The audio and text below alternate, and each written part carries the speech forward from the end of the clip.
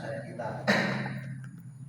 Seperti setelah saya jelaskan terus menerus, kita mendalami, kan kita tinggal mendalami, kita mendalami eksistensi Roh Kudus. Kalau saya sebutkan eksistensi ini sudah mencakup semua. Ya, keberadaannya, kewibawaannya, terus kinerjanya, ya itu cukup dengan satu bahasa. Eksistensi Roh Kudus itu sudah menyeluruh. Tapi kalau hanya kinerjanya itu hanya sebagian. Jadi supaya kita bisa menikmati semua apa yang sudah dikerjakan oleh Roh Kudus di dalam Alkitab, supaya kita benar-benar Roh Kudus yang diutus oleh Bapa di dalam nama Yesus untuk mendampingi anak-anaknya itu benar-benar itu bisa kita manfaatkan, ya. Karena dia ditugaskan memang untuk menyertai kita, untuk mendampingi anak-anaknya, untuk makanya menghibur, menolong, menasihati, bahkan mengingatkan. Saya kalau tidak ada Roh Kudus, apalagi sekarang ya di usia seperti saya ini banyak yang terlupa. Tapi ketika saya terlupa, itu saya minta Roh Kudus diingatkan kembali. Nah, saya baru menyadari benar bahwa eksistensi Roh Kudus ini luar biasa. Saya nggak mengandalkan daya ingat saya lagi. Ketika saya bingung, itu saya minta pada Roh Kudus, tiba-tiba diingatkan. Maka begitu pentingnya ya eksistensi Roh Kudus, kita ketahui, kita imani. Kita baca, ya, urut saja dari Pak Deta nanti supaya kita terlibat semua. Yohanes 14 ayat 16. Silakan. Yohanes.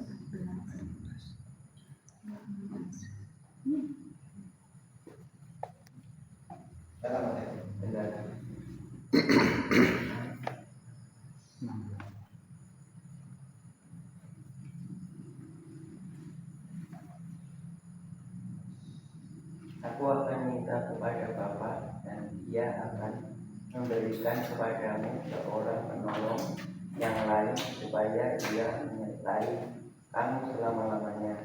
Ya, jadi eksistensi Roh Kudus yang pertama di situ aku itu Yesus ya. Karena yang mempunyai segala sesuatu itu Bapa. Maka kalau minta segala sesuatu kepada Bapa, tapi mintanya di dalam nama Yesus Kristus. Kenapa mintanya dalam nama Yesus Kristus? Hanya satu saja anak tunggal Bapa yang penuh kasih karunia dan kebenaran yang dipercaya. Itu. Kenapa? Harus Yesus Kristus itu karena hanya Dia yang diperkenan. Jadi aku ini Yesus minta kepada Bapa, Dia akan memberikan kepadamu seorang penolong. Jadi Roh Kudus ini penolong, Parakletos. Parakletos ini menolongnya dalam segala perkara. Amin. Itu. Bukan hanya satu bidang. Misalkan saya ngangkat kursi tidak kuat. Oh, kamu bisa nggak menolong saya? Kan hanya satu bidang gitu. Tapi kalau bahasa Parakletos, manfaatnya bisa menolong semuanya. Itu bedanya. Maka penolong itu disebut bahasa Yunani-nya ini Parakletos. Jadi Roh Kudus itu bisa menjadi penolong anak-anaknya dalam segala perkara maksudnya. Nah, dalam kehidupan kita sehari-hari kan kadang-kadang juga memerlukan juru penolong tuh. Kita nggak mampu mengatasi. Ya, mintalah kepada Roh Kudus untuk menjadi juru penolong saudara. Bisa diketahui ya, bisa diterima ya. Simpelnya begitu. Terus yang kedua, roh kebenaran. Yohanes silakan. Yohanes 14 ayat 17. Yaitu roh kebenaran, dunia tidak dapat menerima Dia sebab dunia tidak melihat dia dan tidak mengenal dia. Tetapi kamu mengenal dia, sebab ia menyertaimu dan akan diam di dalam kamu. Ya, perhatikan itu. Ya. Yaitu roh kebenaran. Ya, roh kebenaran. Dunia tidak dapat menerima dia. Jadi orang-orang dunia meskipun dia pintar, mungkin berhikmat secara dunia, dia tidak akan bisa menerima. Sebab dunia tidak melihat dia dan tidak mengenal dia. Jadi kepintaran manusia ini tidak akan mampu, ya, tidak akan mampu memahami kebenaran firman Allah. Jadi firman Allah, kebenaran firman Allah ini tidak akan bisa dipahami dengan pengetahuan manusia. Hanya bisa dipahami, bisa diterima oleh Roh Kudus. Maka Roh Kudus Tuhan taruh, ya. Sebab dunia tidak melihat dia dan tidak mengenal dia. Tetapi kamu ini menunjuk orang percaya, ya. Kamu mengenal dia. Oleh iman kita mengenal Bapa, mengenal Yesus dan mengenal Roh Kudus. Itu sebab ia menyertai kamu dan akan diam di dalam kamu. Ini programnya Bapa dan Tuhan Yesus, Roh Kudus, ya. Roh Kudus ada di dalam kita. Bukan program kita, saudara. Dia yang sang maha tahu keberadaan anak-anaknya ini yang gak sempurna, keberadaan anak-anaknya yang memang terbatas. Tuhan tahu rohnya di dalam hati kita untuk mendampingi anak-anaknya, itu seperti itu. Maka roh kebenaran ini nanti akan memimpin kita di dalam seluruh kebenaran. Nanti besok penjelasannya luas sekali. Bahkan untuk sampai nanti memahami firman Tuhan pun itu peran Roh Kudus. Tanpa Roh Kudus itu hanya kepandian-kepandian manusia. Nah, saudara, kalau saudara nanti sudah bergaul karib dengan Roh Kudus, saudara akan peka sekali ketika ada pengkhotbah yang tidak alkitabiah. Bahkan pengkhotbah yang tidak hidup menuruti firman Allah, saudara peka. Karena Roh Kudus sudah taruh di dalam hati kita untuk menjadi filter, ya, untuk menjadi penangkal ketika ada spirit roh yang enggak berkenan di hati Tuhan. Nanti dalam poin-poin berikutnya ada. Dari sini itu roh kebenaran. Dia akan memimpin anak-anaknya ini di dalam seluruh kebenaran. Maka Tuhan taruh Roh Kudusnya di dalam hati kita supaya bisa memimpin anak-anaknya ini hidup menuruti firman kebenaran. Gak akan salah pimpinan Roh Kudus itu. Dulu saya berkhotbah asal warga bisa senang dan saya mantep, gitu. Saya gak mengindahkan Tuhan senang atau tidak dulu, ya. Asal saya senang, warga senang, saya kurang kerjakan. Nah, sekarang nggak bisa saya. Nggak bisa. Terutama saya kalau mau memilih materi khotbah, saya harus minta Roh Kudus untuk memberikan roh hikmat, wahyu, roh pengertian dan pengenalan akan Tuhan, sehingga pikiran saya harus dikuduskan oleh Roh Kudus tadi, sehingga nanti saya minta apa yang keluar dari mulut saya sudah difilter, sehingga kalau ada kesalahan itu kecil aja, karena dengan sadar saya tidak mampu tanpa Roh Kudus. Maka hanya Roh Kuduslah yang akan memampukan ini untuk menyampaikan kebenaran agar bisa dicerna oleh jemaat. Tadi penjelasannya lengkap pas berikutnya. Yohanes 16 sebelahnya, Rory, Om Dona. Yohanes 16 ayat 13.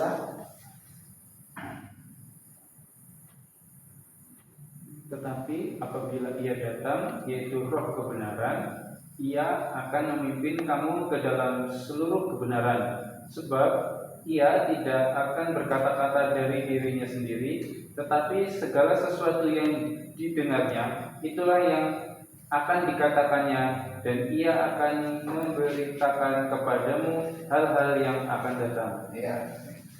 Tadi sinkron dengan ini ya, ayat ini ya. Jadi di situ dikatakan, tetapi apabila ia datang, yaitu roh kebenaran tadi, ia akan memimpin kamu ke dalam seluruh kebenaran. Seluruh ini. Sebab ia tidak akan berkata-kata dari dirinya sendiri, tetapi segala sesuatu yang didengarnya dari Bapa ini ya, dari Tuhan Yesus, itulah yang akan dikatakannya, dan ia akan memberitakan kepadamu hal-hal yang akan datang. Jadi jika pengkhotbah akan berkhotbah minta hikmat dari Roh Kudus benar-benar, dia akan diurapi sehingga dia akan mendapatkan apa yang dikatakan Roh Kudus. Tapi kalau dia tidak bergaul dengan Roh Kudus, tidak minta hikmat dengan Roh Kudus, yang disampaikan ke jemaat ya hikmatnya sendiri, begitu loh maksudnya. Meskipun kalau dia sekolah teologi, sekolah Alkitab, nggak salah mungkin, menurut misalkan dinilai nggak salah ya, tetapi itu hanya hikmat manusia. Gitu. Hikmat manusia itu hanya bisa ditransferkan ke dalam pikiran kita. Gitu. Padahal pikiran manusia ini kan terbatas. Tetapi hikmat yang dari Roh Kudus ketika disampaikan menurut kehendak Roh Kudus itu akan sampai ke roh. Itu bedanya. Maka pengkhotbah tidak hanya benar ya, tetapi harus menyadari benar bahwa menyampaikan firman Allah harus menurut kehendak Roh Kudus, sehingga yang disampaikan itu benar-benar sebuah pimpinan dalam seluruh kebenaran. Seperti itu. Jadi roh kebenaran ini akan bekerja berjalan menurut kehendaknya. Manusia yang tanpa menyerahkan hidupnya pada pimpinan-pimpinan dan Roh Kudus ya mandiri. Pikiran manusia itu kan mandiri. Tapi kalau dia bergaul tarik dengan Roh Kudus, menyerahkan pada Roh Kudus, apalagi sadar benar ketidakmampuannya untuk membawakan kebenaran yang sempurna, tapi yang sempurna hanya Roh Kudus, sehingga dia hanya menjadi saluran. Hati, pikiran kita hanya menjadi sarana untuk firman Allah disampaikan. Itu harus disadari seperti itu. Sehingga apa? Kemungkinan kecil salah. Jadi benar-benar dipimpin di dalam seluruh kebenaran. Bahkan di situ memberitakan kepadamu hal-hal yang akan datang. Di sini nanti pemberita. Hukumannya di sini pemberita hal-hal YAD ini yang akan datang. Disingkat.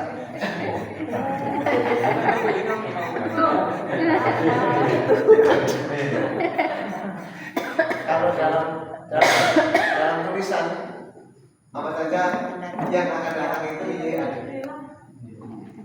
Yang ini bukan Yadi. Yang supaya kita poin ketiga. Yohanes 14. Tetapi penghibur, yaitu Roh Kudus, yang akan diutus oleh Bapa dalam namaku, dialah yang akan mengajarkan segala sesuatu kepadamu dan akan mengingatkan kamu akan semua yang telah dikatakan kepadamu. Jadi, tetapi penghibur yaitu Roh Kudus yang akan diutus oleh Bapa dalam namaku, dalam nama Yesus, dialah yang akan mengajarkan segala sesuatu, semuanya ya, segala sesuatu kepadamu, dan akan mengingatkan kamu akan semua yang telah kukatakan kepadamu. Nah, ini jangan diterima letterlek, tetapi kita tidak akan bisa diingatkan oleh Roh Kudus kalau firman tidak pernah kita baca, nggak akan muncul. Maka itu perlunya membaca firman Tuhan secara kronologis, ya, firman Tuhan. Ketika kita kadang-kadang baca firman secara kronologis, kan cepat-cepat ya, bla bla bla bla bla bla gitu ya. Kemungkinan nggak bisa langsung memahami ya, betul ya. Tetapi pada suatu saat ketika Anda bergaul karib dengan Roh Kudus, minta Roh Kudus ini mengingatkan, itu yang saya katakan dari awal tadi. Maka ketika kita membaca firman, itu minta Roh hikmat dan wahyu, sehingga yang kita baca yang belum kita bisa pahami secara langsung itu tersimpan di dalam loh hati. Di dalam tubuh manusia ini ada dua yang bisa menyimpan, satu di dalam memori pikiran, yang satu di dalam loh hati. Ya. Memori pikiran itu pengetahuan di dalam memori pikiran, tapi firman Tuhan yang terus itu akan dari di dalam loh hati kita. Nah, ketika kita pernah membaca firman terus lupa, nah kita minta kepada Roh Kudus untuk mengerti, diingatkan kembali. Roh Kudus akan mengingatkan apa yang sudah ada di sini, gitu maksud. Tapi kalau Anda nggak pernah membaca, nggak muncul. Seperti Anda sedangkan donat memprogram dalam laptopnya, tapi Dona nyari program itu yang belum pernah diprogram oleh Dona. Dicari bisa nggak? Nah, tadi saya nyuruh Dona, Don, ini ada yang minta rekomendasi untuk kuliah. Ada nggak di file? Ada. Sehingga nggak buat baru lagi kan? Tinggal tunnel muncul kan? Nah, seperti itu. Roh Kudus itu yang sudah dimeteraikan di dalam hidup kita, Tuhan taruh di dalam memori pikiran juga ada, di dalam roh hati kita juga ada, karena dia dimeteraikan. Nah, ketika kita rindu untuk mengerti, diingatkan akan kembali, itu maksudnya di situ. Jadi penghibur tadi akan mengingatkan kamu akan semua yang telah kukatakan kepadamu. Tapi catatannya kita harus membaca. Maka orang yang banyak membaca tentang firman Tuhan dengan sadar, minta Roh Kudus memeteraikan baik di dalam memori pikiran kita, dan loh hati kita akan tersimpan. Ketika kita membutuhkan pertolongan, kita tinggal minta diingatkan kembali. Itu dalam segala perkara. Tapi kalau orang itu bergaul karib dengan Roh Kudus dan pernah membacanya, kalau tidak ya enggak jangan muncul. Seperti tadi ilustrasi saya, Dona memprogram sesuatu yang tersimpan dalam file. Maka pentingnya membaca firman Tuhan secara kronologis di sini. Terus Yohanes 15 ayat 26 dan 27. Jika penghibur yang akan kudus dari Bapa datang, yaitu Roh kebenaran yang keluar dari Bapa, ia akan bersaksi tentang Aku. Tetapi kamu jangan lalu, kamu juga harus bersaksi, karena kamu dari semula bersama-sama dengan Aku. Ya. Jadi kalau penghibur yang akan kuutus dari Bapa datang dengan kita ya, yaitu Roh kebenaran tadi yang keluar dari Bapa, ia akan bersaksi tentang Aku. Jadi orang yang ada Roh Kudus gampang dititeni. Orang itu mesti akan diberikan kemampuan, kekuatan untuk bersaksi, menyaksikan Kristus, ya, bukan menyaksikan diri kita sendiri. Banyak loh pengkhotbah itu kalau disuruh khotbah, apalagi di gereja lain, menyaksikan. Yang disaksikan siapa? Saya seorang pendeta, istri 1, anak 4, istri saya cantik, anak saya, oh ceritakan begitu. Nah itu bukan kesaksian namanya, gitu. Jadi pendeta ini kan harus menyaksikan Kristus. Jadi Roh Kudus yang Tuhan taruh di dalam orang itu agar orang itu dimampukan untuk menyaksikan Kristus yang ada di dalam kita. Gitu. Seperti itu. Jadi Roh Kudus itu ditaruh di dalam hatinya anak-anak supaya dia bisa menyaksikan Kristus, baik melalui sikap hidupnya, tutur katanya, maupun perkataannya di dalam iman tentang Yesus. Itu yang dimaksud tadi ayat 26.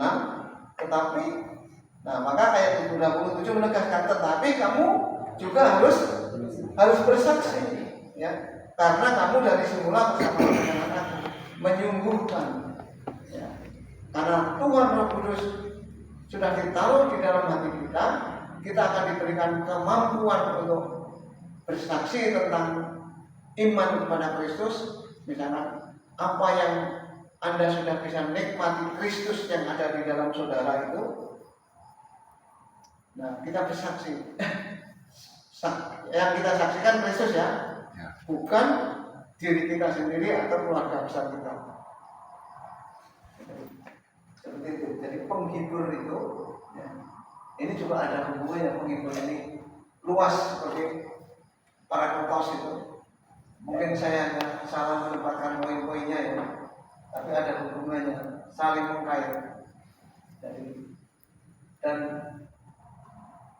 roh penghibur ini benar-benar akan menjadi, ketika kita mencari sesuatu, panik kan kadang-kadang, ya. Bisa, saya pernah akan mempersiapkan foto, panik, ngeblank gitu, ya, nggak ingat. Nah kita minta pada Roh Kudus memberikan penghiburan, ya. Menolong, memberikan penghiburan banyak hal, ya. Kadang-kadang nggak ada apa-apa aja hidup kita bisa sedih nggak? Nggak ada apa-apa, bisa sedih, kayak hampa gitu. Maka di dalam kitab Efesus, kamu tidak ditinggalkan sebagai yatim piatu, supaya kamu tidak menjadi yatim piatu. Perantauanmu di dunia ini, kamu tidak ditinggalkan sebagai yatim piatu. Roh penghibur akan memberikan penghiburan kepadamu. Nah, tapi banyak orang Kristen nggak bisa menikmati penghiburan dari Roh Kudus karena nggak bergaul karib. Kalau bergaul karib, ketika kita mengalami duka, masa Roh Kudus kan ditaruh di dalam hati kita, betul, ya? Ketika kita sedih, ngerti nggak sih? Nah masalahnya kadang-kadang kita nggak ngerti ada Roh Kudus, nggak meminta. Ngomong saja, ya Tuhan Roh Kudus, aku ini hampa, aku ini sedih, aku minta penghiburan, aku mohon. Saya itu kalau sedih, risau, kadang-kadang kalau saya mendengar doa saya mungkin, wah cengeng gitu, ya. Saya sampai peluk aku Bapak, peluk aku Bapak, aku ingin pelukan. Jadi aku mengalami kehampaan, istriku aja mungkin nggak tahu. Mengalami kehampaan dalam menjalani kehidupan yang tak mudah ini. Nah di situ penghibur yang sejati itu hanya Roh Kudus. Itu pentingnya bergaul karib dengan Roh Kudus, sehingga dalam seluruh aspek hidup kita bisa merasakan pertolongannya, penghiburannya. Nah, banyak orang-orang Kristen belum bisa nikmati karena tadi tidak membangun hubungan karib. Kalau nggak membangun hubungan karib, nggak peka, ya, nggak ada kepekaan ini. Roh Kudus sebenarnya mengerti kesediaan temannya ini, sahabatnya. Kan kita tidak dianggap budak lagi, ya. Maka dikatakan apa? Sahabat. Dalam hal-hal pribadi kita dianggap sahabat. Ada nyanyian apa? Ada sobat, gitu, ya. Sobat yang paling setia setelah Tuhan Yesus naik itu adalah Roh Kudus. yang tahu persis. Nah, tapi kalau kita tidak minta pertolongannya dalam hidup kita, ya nggak akan bertindak. Sama aja, ada tamu yang penting dalam hidup kita nggak menghargai. Maka kita harus menyadari benar kebutuhan kita akan Roh Kudus tadi dalam segala perkara, sehingga ketika kita merasa sendirian kita mendapatkan penghiburannya, ketika kita membutuhkan pertolongan, Dia akan memberikan firman-Nya. Bahkan ketika mengalami apa saja, maka hari-hari ini banyak sekali orang yang mendapatkan kata-kata tiba-tiba muncul begitu saja, muncul di dalam pikiran hatinya dia, yaitu suara Roh Kudus. Karena apa? Karena memang dia diutus untuk mendampingi anak-anaknya agar bisa menikmati kasih karunia semua dari Bapa. Demi dia ada, dia diutus memang untuk kebaikan anak-anaknya. Kita masuk poin 4. Silakan sebelahnya. Dan kalau Ia datang, Ia akan menginsafkan dunia akan dosa, kebenaran dan penghakiman. Ya. Kalau dia datang, kalau dia datang di dalam hidup kita, Ia akan menginsaf. Kita apa sih menginsaf? Sadar ya. Artinya kita akan menyadari dosa itu ada. Maka ketika kita benar-benar salah dan dosa, kita nggak perlu dipaksa-paksa, nggak harus sampai orang lain tahu. Kita sudah datang tersungkur di kakinya, mohon belas kasihan pengampunan. Selama ini sudah seperti itu. Bahkan banyak orang Kristen nggak menyadari, saudara, ketika sudah dosa, dadak diparani penantuan, dadak diomongin gitu ya. Nah itu terbukti nggak? Kenapa? Karena nggak ada Roh Kudus. Kalau nggak ada Roh Kudus nggak insaf. Kan kita insaf. Kan sekarang orang yang ada Roh Kudus itu malas lagi udah berbuat dosa. Malas. Orang yang dulu omongannya terasa jadi nggak terasa kan? Dulu jahat nggak jadi nggak jahat kan? Dulu malas jadi nggak mengalami perubahan. Nah itu ada, maka menginsafkan, nggak mau lagi hidup di dalam dosa, nggak mau lagi, maka insaf akan dosa yang ada itu membawa petaka, membawa malapetaka. Tapi bagi orang-orang yang tidak ada Roh Kudus, belum didatangi Roh Kudus belum ada di dalam hidupnya, meskipun sudah jatuh ke dalam dosa, nggak terasa, nggak insaf.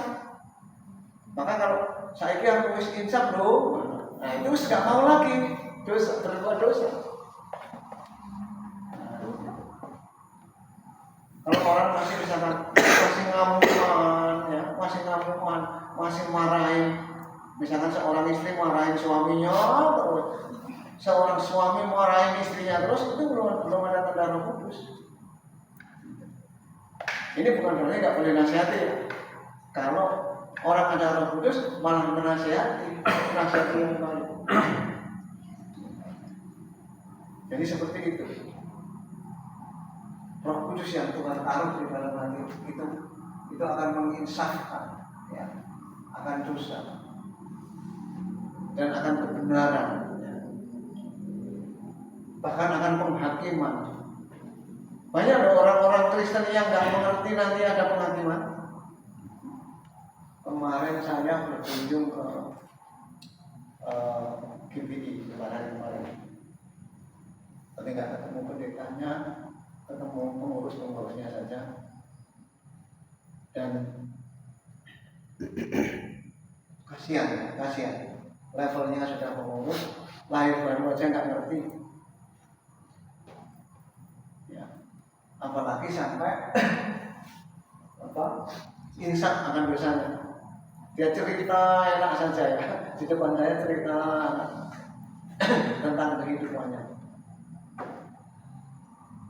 Dia seorang tentara dulu ya, tentara pensiun, terus istrinya yang pertama mati, terus nikah lagi dengan Kedar, tapi nikahnya Kristen. Nah setelah sekian tahun tak punya anak lagi ya sama yang Kedar ini. Terus yang Kedar ini balik lagi jadi Kedar karena terpengaruh lingkungannya orang-orang fanatik lah, sehingga sampai hari ini dia sendiri lagi di gereja. Terus dia anaknya juga dapat orang Kedar, anaknya udah 4 di sana,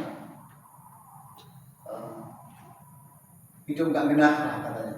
Tolong kalau bapak sempat dicari, nasihati gitu.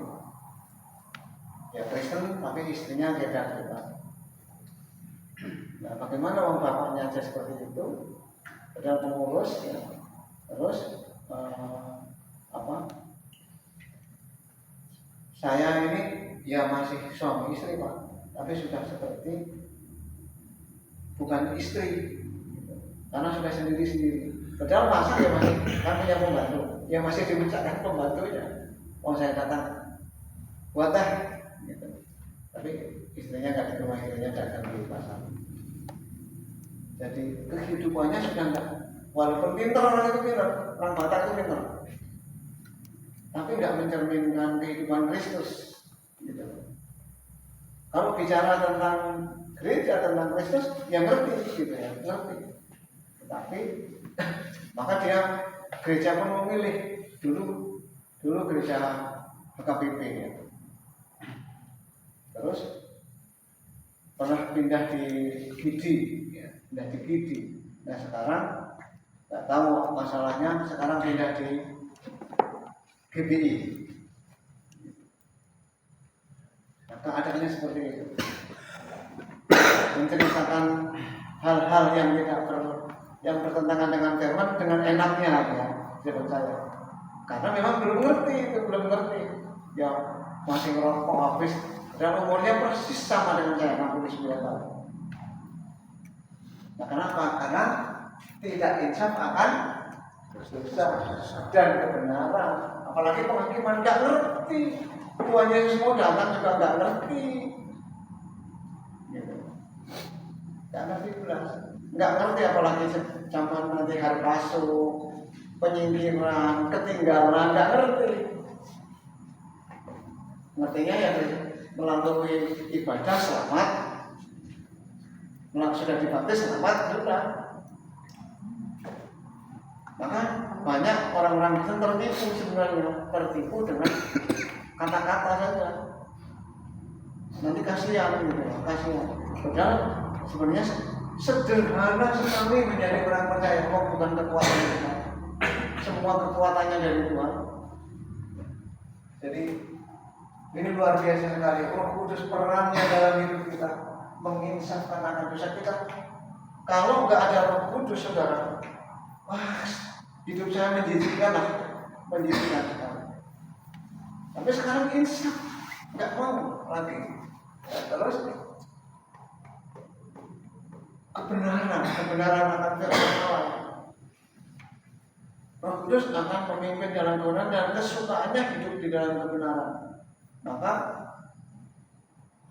berdoa di dalam terus-menerus agar menghidupi. Kita kan orang yang sudah ditebus ya, amin ya. Orang yang sudah dibenarkan, amin. Orang yang sudah dikuduskan, amin. Nah, status kita hidupi. Terima kasih Tuhan. Aku nggak sempurna, tapi sudah Engkau benarkan. Engkau sudah kuduskan aku. Maka aku statusku orang-orang benar, orang-orang kudus, anak-anak Allah yang dikasihi. Itulah realitas kita sebagai anak-anak Tuhan yang perlu diimani terus di dalam doa. Itu. Nah itu disebutkan sampai hari harus minta bimbingan Roh Kudus terus menerus agar tadi insaf benar, dosa akan masuk, nggak ada celah lagi. Itu di poin keempat seperti itu. Nah, kita banyak melihat kita saling membantu ya, sama sesama gereja ini saling membantu itu. Kalau tandanya masih ada yang katakanlah sinkretisme itu mulai, karena orang yang masih sinkretisme pasti ketinggalan. Maksudnya sinkretisme masih ada penyembahan berhala yang terselubung, pasti ketinggalan di bumi ini. Kasihan, dia sudah taat menjadi Kristen tapi masih ada unsur penyembahan berhalanya, sehingga apa? Ya nggak insaf akan dosanya. Orang yang semacam meskipun rajin di gereja, bahkan rajin persembahan, ya, tetapi kalau masih ada penyembahan berhala dalam hidupnya, dia nggak sadar. Sebenarnya di dalam dia masih ada berhala, saya nggak tahu. Betul Pak ya? Masih ada berhala yang jelas, dia nggak terasa, nggak ngerti. Karena yang bisa menceraikan hanya Roh Kudus. Dulu saya sudah mengkhotbah di mana-mana, sudah tentang pelepasan. Ketika saya terpepet oleh kebutuhan, bahkan saya ngomong kemarin sama Mas Rena, ketika saya disuruh ditunjukin Krishna Bahasranya Mas Rena, ketika itu langsung kerisnya tempat Mas Rena ini kalau dijual 60 juta, sedang ada yang nyari, ya, sedang ada yang nyari. Saya klepat itu di pikiran ini, kalau tak bawa tak jual inilah 60 juta. Peperangan itu saya peperangan antara daging saya dan roh saya. Tapi puji Tuhan, rohnya menang. Akhirnya saya sedikit pun nggak mau ya Mas Rena, karena terjadi peperangan. Akhirnya Krishna Bahasra 9 itu dibakar, terus leleh dagangnya, tapi kerisnya kita masukkan sekitanya. Itu kalau dijual waktu itu 60 juta. Tahu kerisnya siapa itu? Itu tempat Mas Rena. Itu persis kerisnya bapak saya. Yang saya sebelum saya tempat Mas Rena, saya ke Adiluhur ini hari kerisnya bapak saya mau tak jual, karena saya sedang kepepet ekonomi. Tetapi roh tuh yang Tuhan taruh di sini kan lebih besar, sehingga salah. Kalau menang dia ya bahaya. Seperti itu. Nah yang ketiga, yang terakhir, memberita hal-hal yang akan datang. Tadi kita singgung di sini ya. Nah ini yang belum tergenapi ya. Pemberitaan hal-hal yang akan datang ini akan apa yang akan terjadi setelah saat ini sampai nanti masuk ke bumi yang baru.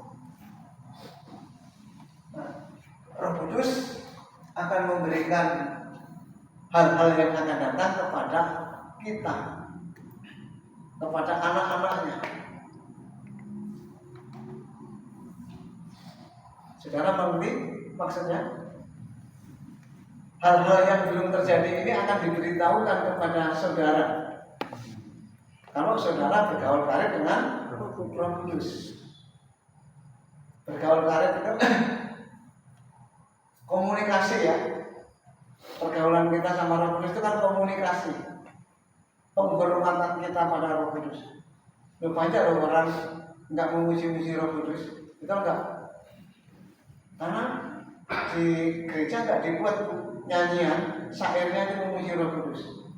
Hanya selamat pagi Bapa, selamat pagi Yesus, selamat pagi Roh Kudus. Itu aja kan? Padahal Roh Kudus itu salah satu hakikat Allah. Roh Kudus itu kan sama dengan Bapa, sama dengan anak kan? Tetapi kenapa nggak pernah dapat pujian dari, padahal eksistensinya banyak nggak? 9 poin yang saya catat. Untuk kebutuhan manusia, kebutuhan yang dikasih ini ada luar biasa nggak tadi? Luar biasa sekali kan? kok nggak dapat pujian? Kalau pujian bagi Bapa saatnya ada, pujian bagi Yesus ada, tapi pujian bagi Roh Kudus itu sedikit sekali. Ini bukan berarti Anda nggak boleh memuji, boleh. Tetapi memang ya, Bapa ini pokoknya mengutus Yesus untuk memuliakan Bapa. Yesus minta Bapa mengutus Roh Kudus untuk memuliakan Yesus. Nah, sekarang siapa yang mau memuliakan Roh Kudus? Anaknya, kita. Secara individu kita pernah terima kasih sama Roh Kudus. Aku belum melihat gereja-gereja ini menyadari benar eksistensi Roh Kudus. Maka gereja ini hampa. Gereja tidak salah, pengetahuan agama Kristen ini sudah banyak diterima. Tapi tanpa Roh Kudus, nggak ada power gereja ini. Nggak ada daya tanpa Roh Kudus. Roh Kudus ini spiritnya gereja. Maka bergaul karib dengan Roh Kudus itu penting. Saya mulai menerapkan nama istri, walaupun gereja-gereja yang lain terserah, tapi saya mengerti benar eksistensi Roh Kudus yang begitu luar biasa yang bisa saya nikmati. Maka saya bersyukur padamu ya Tuhan Roh Kudus atas bimbinganmu hari ini. Aku bisa mengerti apa-apa ini karena Engkau. Bahkan hanya Roh Kuduslah yang akan mengadakan pemulihan dalam segala sesuatu. Ini kan caranya Roh Kudus. Jadi yang akan dipakai untuk memberitakan hal-hal yang akan datang ini sampai nanti bumi baru, Yerusalem baru itu surga, yaitu Roh Kudus. Maka Roh Kudus ditaruh di dalam hati anak-anaknya akan memberitahukan apa hal-hal yang akan terjadi. Maka hanya orang-orang yang bergaul karib dengan Roh Kudus sungguh-sungguh ya, bukan teori pengetahuan, bukan. Saben hari memang benar-benar bergaul karib dengan Roh Kudus yang akan dimampukan mengerti hal-hal yang akan datang. Akan disingkapkan, firman-Nya nanti akan disingkapkan. Maka saya mengajak saudara belajar peta itu agar mengerti hal-hal yang akan datang. Itu maksudnya. Itu baru diketahui sedikit orang. Tadi saya sampaikan di GBI, saya belum mengerti eksistensi Roh Kudus, belum mengerti, bahkan akan terjadi harpaso, akan terjadi penyingkiran, akan terjadi Yesus datang kedua kali, belum mengerti semua.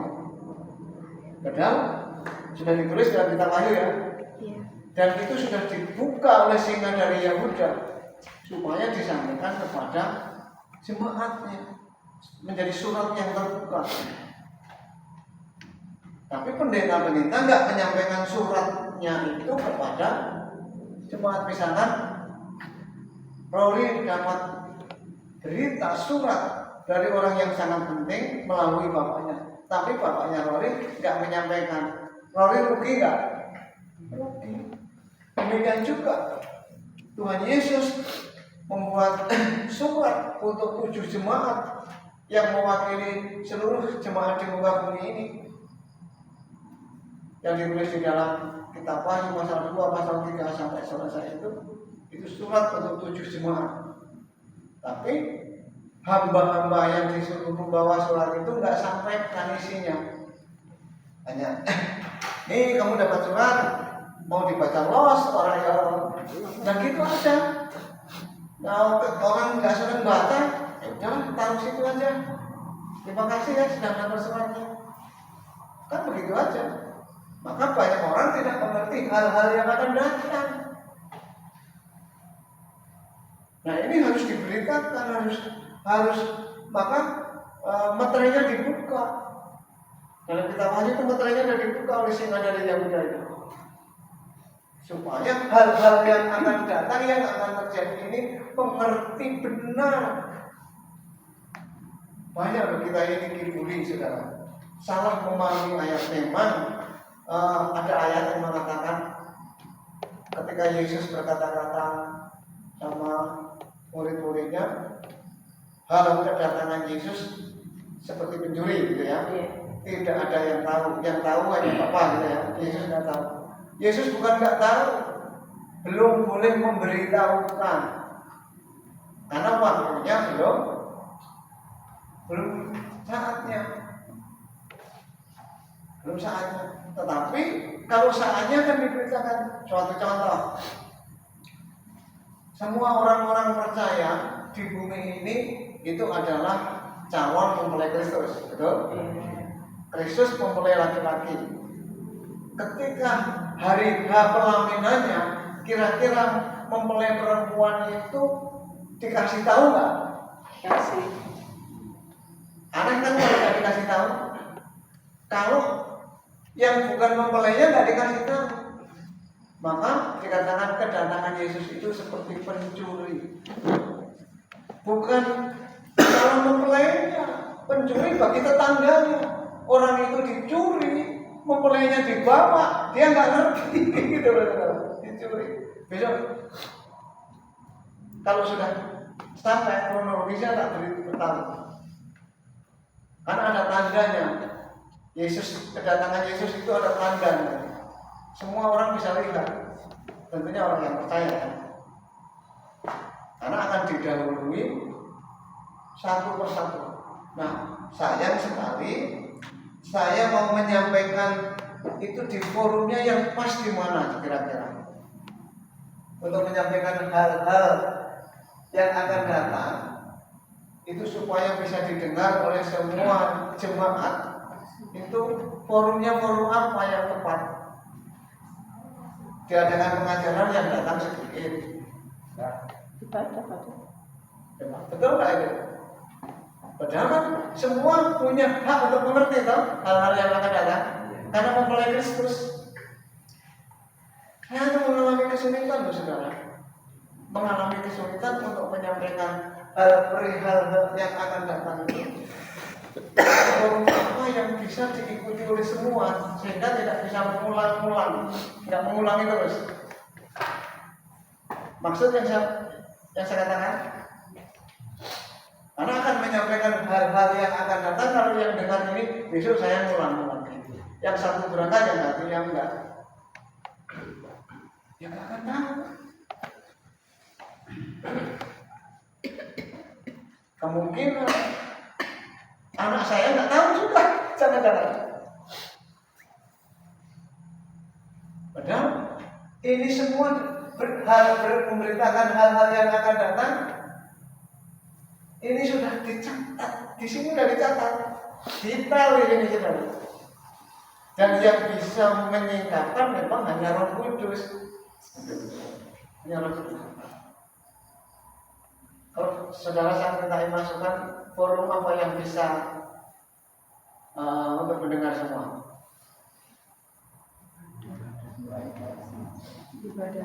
Ibadah.